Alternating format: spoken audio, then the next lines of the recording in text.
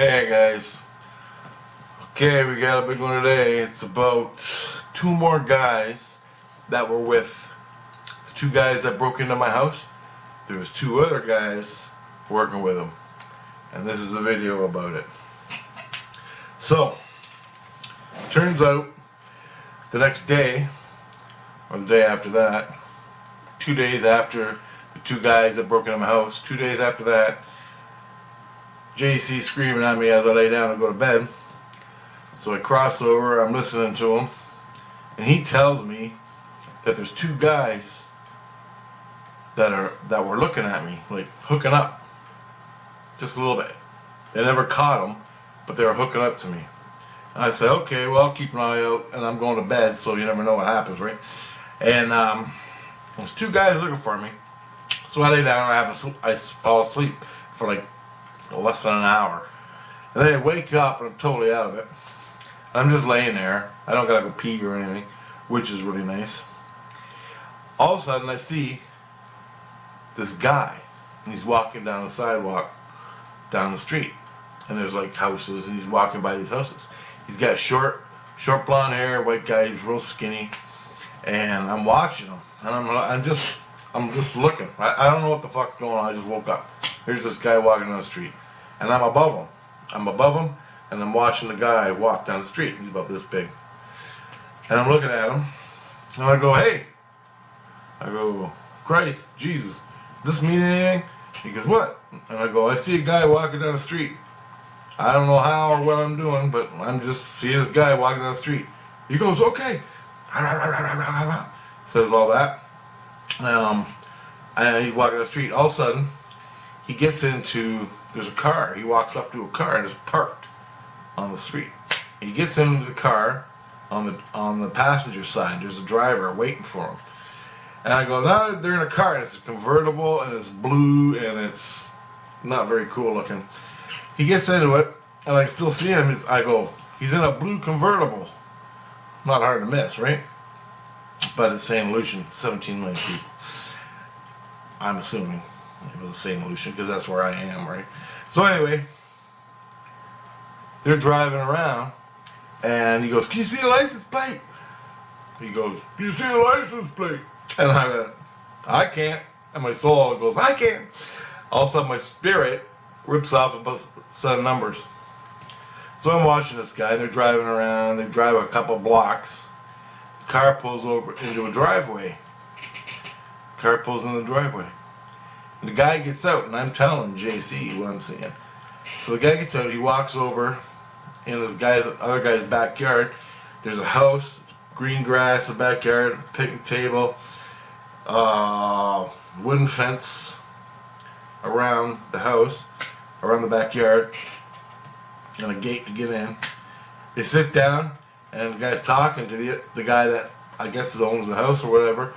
The guy that owns the house, I'm telling all JC this as I'm watching it.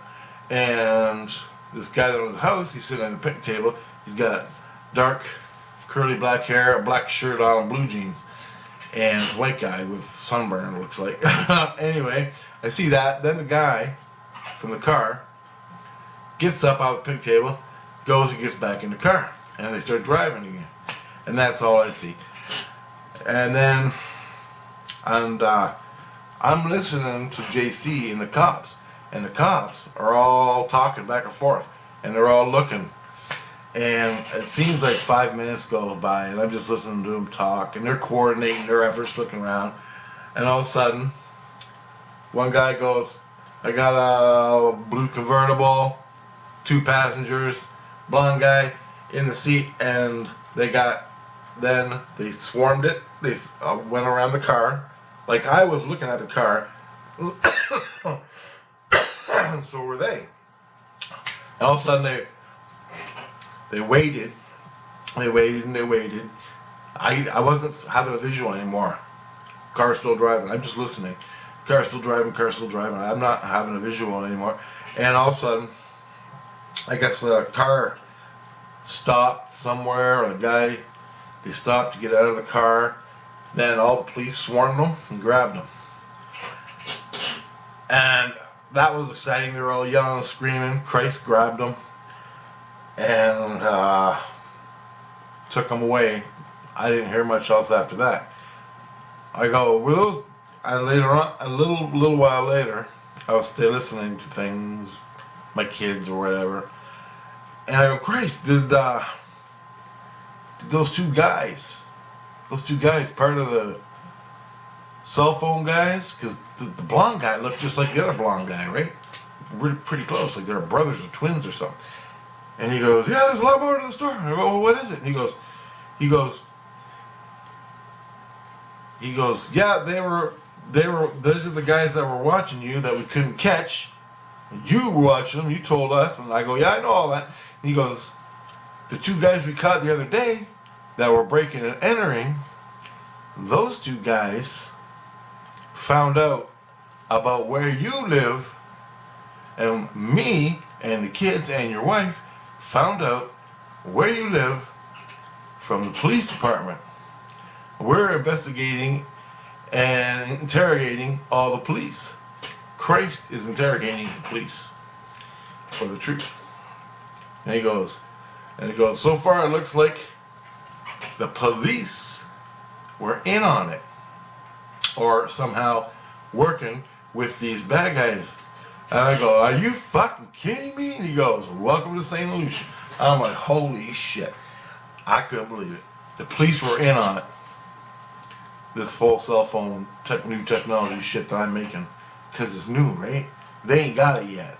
So when Apple makes a new computer and then every kid in the world has it, when I went and made my kids some off the internet, well, theirs works. Just as like this. They don't know how to use it. I don't know how to use it, not too good, so they have limited access to using it or whatever. And I'll tell you another story about that. And anyway, this new technology is coming out. The police, they're always here catching bad guys. They're always with Christ. They found out through Christ that I'm making all this fucking shit, and I made my kids some brand new cell phones from the internet, and I can do this. Well, these 4 guys came after me, and the police sent them to me, and they're all going to get a cut off it. Holy shit, couldn't believe it.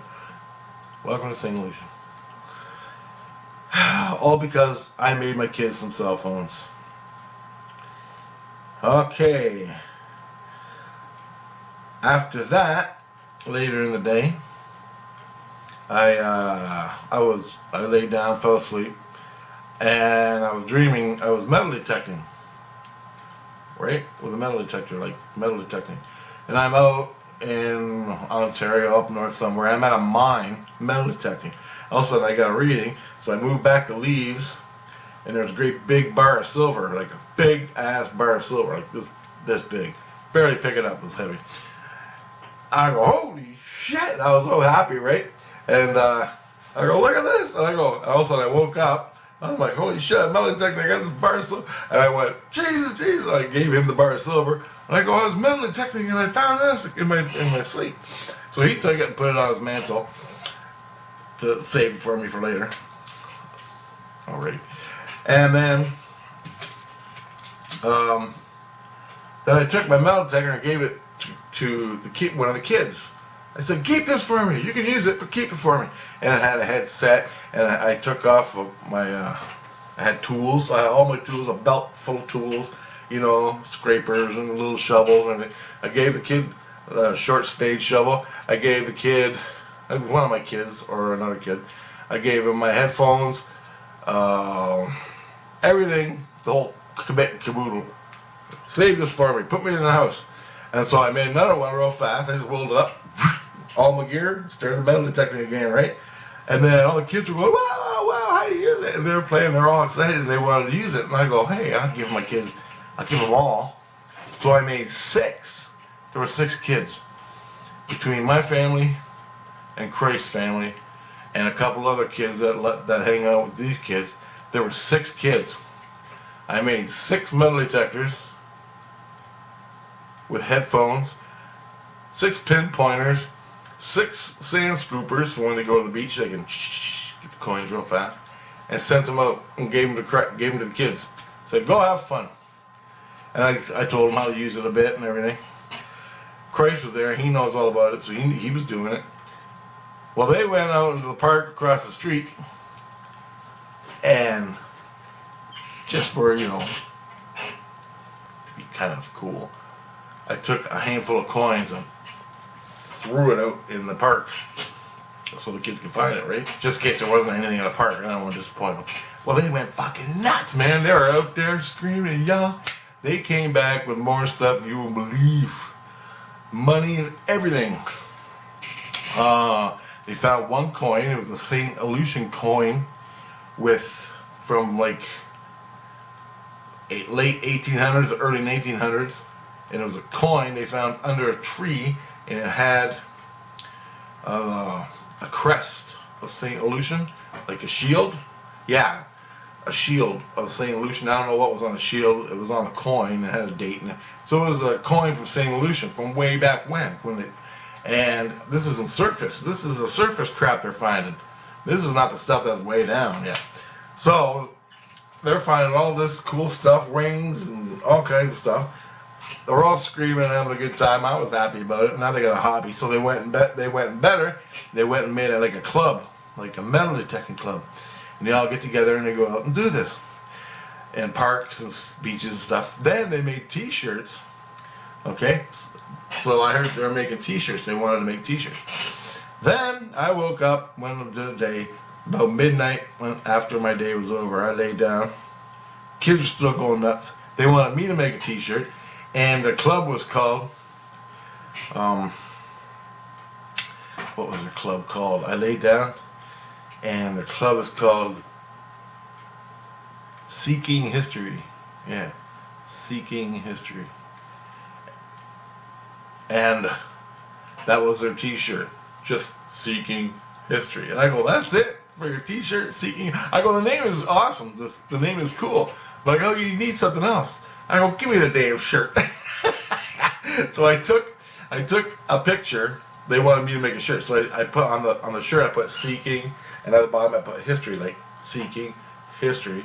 And in the middle I put a spade shovel going across like this, and I put a metal detector going across like this, making an X like this. Seeking History.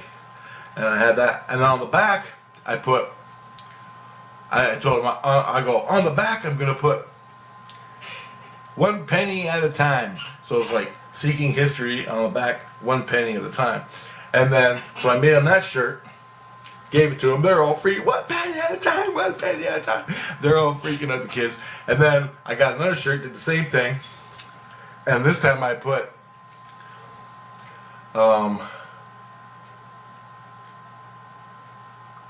Seeking History, a penny out of time. A penny out of time. And I made a great big penny, sort of like vertical, like this. And it had a shadow. So it was like a penny sitting like that. And it had a shadow here. Like, I don't know how the hell you make it like that. So it was like a penny on its side, like that, and it had a shadow. And Jesus said that, well, that's the illusion. Jesus goes, the shadow's the illusion. Well, it's like, how do you draw the illusion? You make a shadow, that's the illusion, right? So a penny out of time, and the penny's stuck in the ground, so it's not being used, so it's out of time. Or something like that. I don't know, I just thought it up. I put it on a shirt, a penny out of time, and then I made that on the back with a penny on it. And they fucking went nuts. They loved it. I go, make me one. Christ is ripping off these shirts, making the kids all these shirts in the club. Then, as Christ's doing that, the newspaper shows up because he called them to come over. And so the newspaper did a write-up about this club, and they were showing off some of the stuff they found, all these rings and things and money, and the St Lucian shield coin, and old coin, and they were telling how they did this, how they started this club. This group of kids that are in my head. Well, not in my head, but I hear them all day long. Anyway, so they started a club. Now they're getting more people from St. Lucian to come join the club and sell the shirts to make a little cash to buy new stuff. And then they're all going to go out with Jesus and scour the beach and find all kinds of cool stuff and parks and all kinds, you know, old places. And they're gonna do this, and this is what they're gonna do. And it's something to do, man, because they love it. They just love it. You ever see, you know, little toddlers running around when they find something, man? It's just great. Anyway, they're all pumped. They got T-shirts, and the newspaper took pictures of the shirts that I created. And well, I didn't create the name, but Seeking History with a spade, shovel, and a metal detector. So that's what they're doing. I was all happy about that. And the kids made the newspaper. Their little club made the newspaper. Got to show off all their stuff to the newspaper. And that was fun. That's about it. That's about it. That's all that happened. So it's not all bad, but and so it turns out, I found out this morning that yeah, the cops. No, I didn't find out. This is something else I was thinking about. The cops were in on it, so they're investigating the cops. So there you go. It's not a far stretch from this reality, except there's not a lot of violence, no fighting. There's intimidation and ugly people and mohawks and scary things, you know, just normal people, just like here. But the violence and crime is like almost nil, because you always get caught, no matter what. So, and even the good guys are looking to make extra money, but it's all fake. All these people in St. Lucian, if they knew how, they could just create their own stuff, their own food, their own furniture, their own house, their own lights, their own stuff, even their own generator to light the house. That's what I'm going to do. I'm creating every goddamn thing I can when I leave. So, oh yeah, there's one more thing.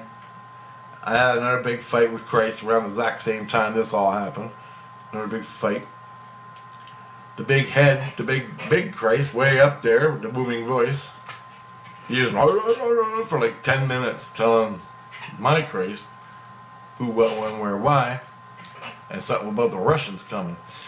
Okay, turns out the message from the big Christ was pretty much all the same. I can do anything I want, go anywhere I want in Christianity, but I have to go back to the illusion, and then, oh, I got a video for you guys coming. Wow, it's awesome. Then, wait a minute, okay. That's what he said. And he said, I don't know what he said, but Christ told me what he said, which was, the nut extractions of essence and sex and all that stuff in dreams is a part of the process with Christ. You don't like it, you can basically, he goes, you don't like it, you can leave Christianity, or you can stay and deal with it. And I went, yeah, right, you're gonna kick me out with all my ET knowledge and everything that's going on here, you're gonna kick me out. And he goes, shut up. I go, you ain't gonna kick me out. And I go, well, until they come to extract my essence from my balls, I ain't gonna fight you until then. When they come to do that, then we'll have another fucking war. I don't accept it, period. Whatever. I don't care. This is ego me talking. So prepare for another fight, because I'm gonna give it to you. And you can kick me out and try and kick me out if you want, but it won't happen. Then he went on and said, I'm going back to illusion, which means I'm not gonna see, which led to another fight all night long, 6-hour fight, mostly with my innocence in myself, which goes on to another video which I'm gonna make hopefully today. Now what happened was, during my fight, my innocence showed me we were fighting about the illusion, and everything's a fucking illusion. I don't understand it, right? Not totally. He showed me, he made my innocence, also gave me a visual, boom, of St. Lucian and all the levels, and down at the bottom level there was corn grew real fast, like it went all the levels, and the bottom base is where the corn grew, and the corn was reality. And corn is very symbolic for like genetics of fertile